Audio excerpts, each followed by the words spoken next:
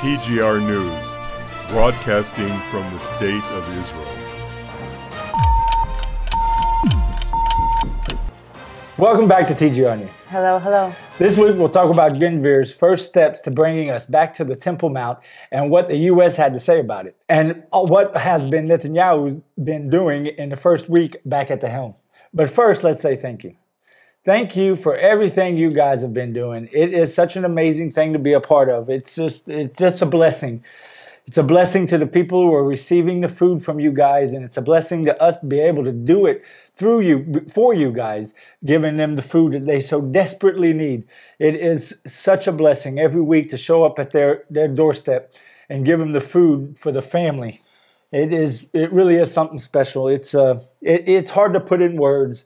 It's just an amazing thing. Like we always say, though, if you haven't been part of this and you feel like being a part of this ministry, there's links below all of our videos to the Patreon page and to the Support Us page. Or you can just go to the goldenreport.com and go to the Support Us page there and find whichever way is best for you. So once again, we just really want to say thank you because it's such a big deal what you guys are doing here. So thank you very much, and for us and from them. Yeah. Well, in Netanyahu's opening speech as the new prime minister, which is, by the way, his sixth time, and he is starting the 16th year as prime minister, Netanyahu stated that two main issues that he has to deal with are the Iranian threat and the internal terrorist threat.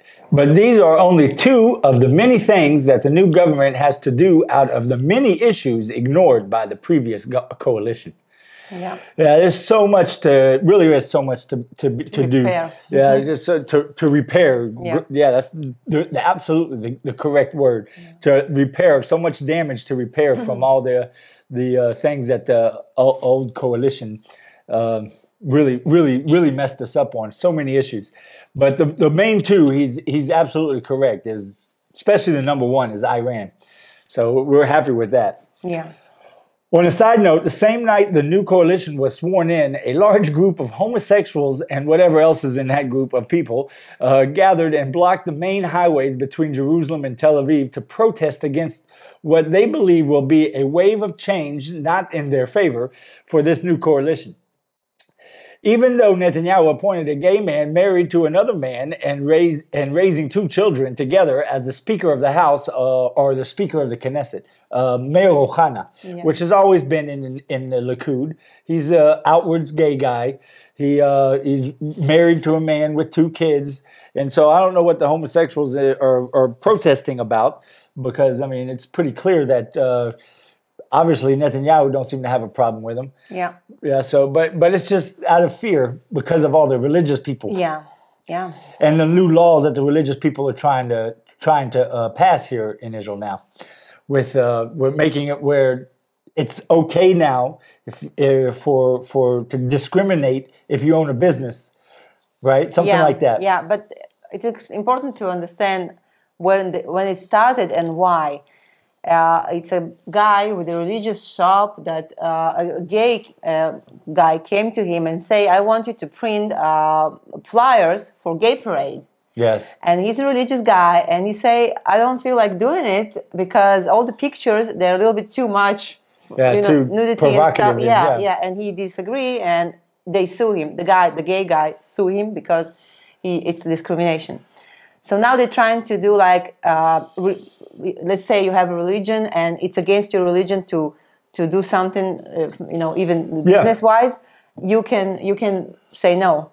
That's what they're trying to do. Yeah.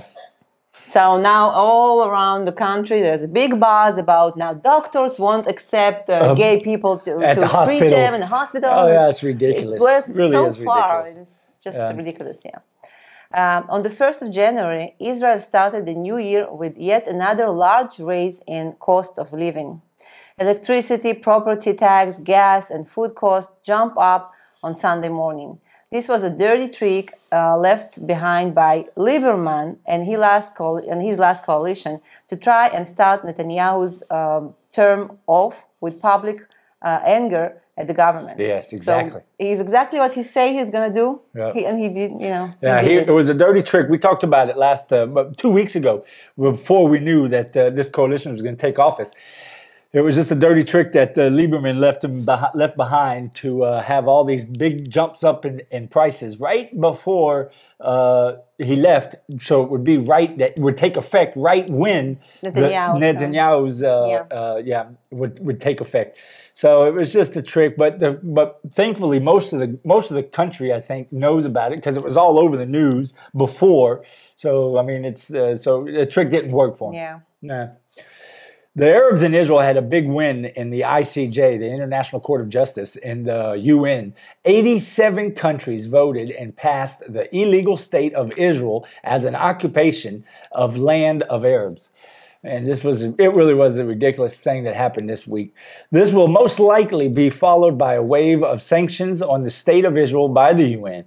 This is going to be yet another insane issue that Netanyahu will have to deal with after the horrible handling of the state of Israel by the previous left-wing government. Yeah. It's, 87 countries voted to call Israel an illegal occupation. Nothing new about that, by the way. Yeah. We know the UN is not very friendly to Israel. Yeah, right? just like last week we talked about the documents that we uncovered, the secret document. Yeah. So it wasn't. I think it was a year or more than 2 years ago that Abu Mazen, the Palestinian leader, he said that he's gonna go to the court if we won't do. He had a list of things that we're supposed to agree with him. Yeah. Especially with the Palestinian rights and stuff like this. And we didn't do that, so it was expected that he's going to the court. And of course, the UN will be against us. So of course. They're just looking for any chance to jump against us. Well, the Israeli representative in the UN, Gilad Erdan, spoke out to say that the previous government and the previous Prime Minister, Lapid, were not involved with what was happening in the UN and did not stay in contact with him. Gilad Erdan said that this was an enormous mistake that cost Israel greatly.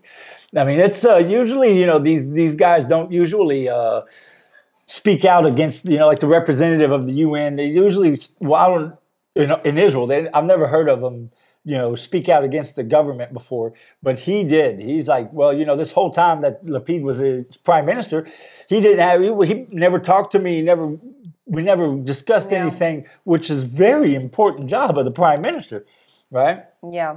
It's so I think it was amazing that Lapid never even really talked to the guy. Yeah. Yeah. Itamar BenGvir, he's famous guy now. Yeah, we told you to keep an eye on this guy. Yeah. So he was planning to go up to the Temple Mountain on Monday. This is the first step in showing his plans allow Jews to pray on the Temple Mountain. Amen. Something that's not possible right now. As soon as the plans to go to the Temple Mountain were public, Hamas and Israeli Arabs immediately started with their threats to kill Jews. It's like they never threat killing Jews, right? Oh, it never happened before. So if BenGvir go to the Temple Mountain to pray, they will kill Jews. Known the type of man BenGvir, we know he's a radical right wing. That was not going to stop him. But he did delay his plans for one day, and then he made his trip on Tuesday. Yes. So this is a huge thing. This really is a huge thing. It's him.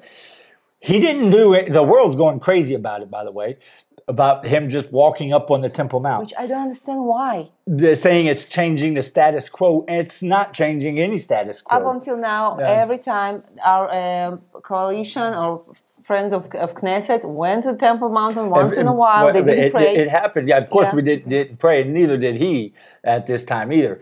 But it was just the reason why everyone's talking about the status quo and reason why everyone's going crazy about it is because everyone knows his plan.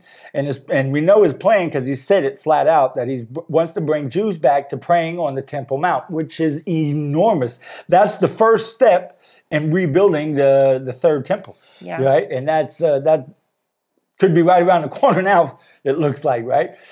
So that's why everyone's going so crazy about it, even though he really didn't do anything, if you want to get down to the nitty-gritty of it right now. Yeah. but it made it. Everyone's been going crazy about it because it is a huge step, and I hope he's successful. I'm sure everyone out there watching us that hopes he's successful at bringing back the Temple Mount under Jewish Israel control, and then we could rebuild the third temple. Yeah. Well, Hamas from Gaza fired one rocket in protest of BenGvir's actions, but the rocket didn't even make it out of their territory. It fell inside Gaza. We know that when they want to fire rockets, that they can fire them right into our country. They can, when they want to, they can make it where they want to make it. They make it to Tel Aviv, Jerusalem. They've shot, So it's pretty clear that this was just a threat from fear, and out of their fear, they didn't want to go ahead and shoot the rocket all the way into Israel. Yeah.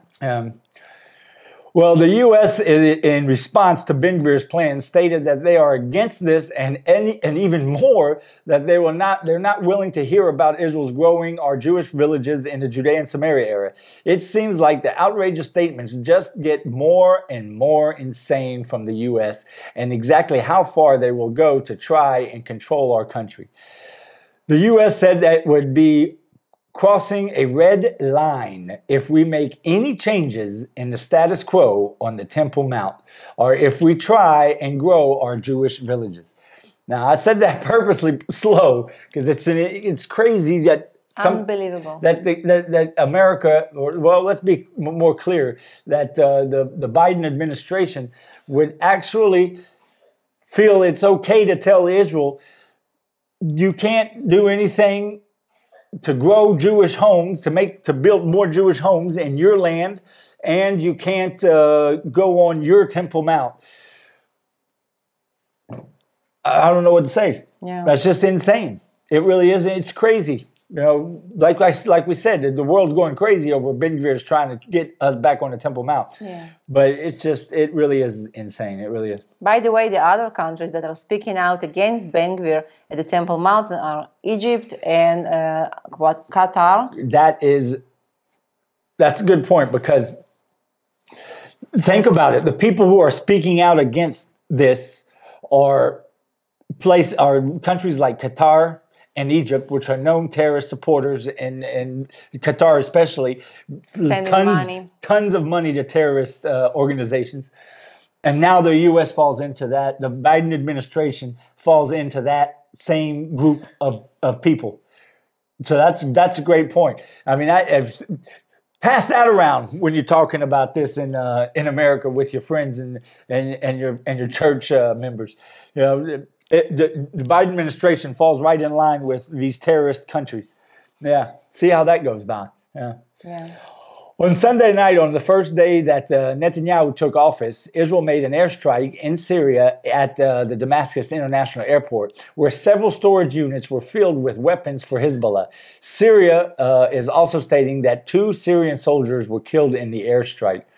Well, I mean, if they were sitting there and protecting weapons made for Hezbollah, that were going to be aimed and armed right at the state of Israel, well, I don't feel so sorry for them. Israeli IDF, known as the most humane defense forces. It's true. That's absolutely true. So that's absolutely true. It really is crazy what's going on in the world today, and I'm going to talk about it again, even though we've talked about it, and I harped on it a little bit. But it is huge what's happening at the Temple Mount. It seems to be going over here in the state of Israel. It's not that big of an issue on a day-to-day basis by just regular Israelis when you're walking down the street.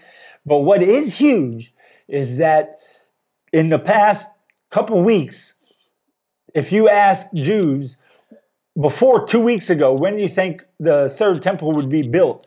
And when do you think we could go back and pray on the Temple Mount? They would say it's not in the foreseeable future, not in my lifetime. Yeah. 2 weeks later now, you ask the same question to almost anyone who keeps up with what's happening in the world. You ask anyone the same question now, they'll tell you, man, could be in a couple years. We don't know. Yeah. It could be tomorrow. That is insane. I mean, because we, as believers, we all know what that means. The timeline, right? As soon as ground breaks on the Temple Mount, rebuilding the third temple, I mean, there's no doubt in anyone's mind. We know exactly where we're at the timeline, right? So it's just a huge thing, and like I said, the very first time BenGvir talked about this, and I talked about it here on this channel. I will keep you up to date on everything about what's going on with this issue for sure. And I promise you another thing: if ground breaks and they start building on the Temple Mount, I'll make sure to make a video. I go out there and you'll be there. I'll be there and show it live. I'll be there too. Yeah, absolutely. You'll be the reporter. I'll hold the camera. Okay. There you go. All righty. Well, you got anything you want to say? I wanted to wish you a happy new year, guys, and thank you again for supporting this amazing ministry, blessed ministry that helping so many families and people to just put food on the table. Thanks. Yeah, it's an amazing thing. Well, don't forget to join us on thegoldenreport.com. And until next week, Shabbat Shalom. God bless.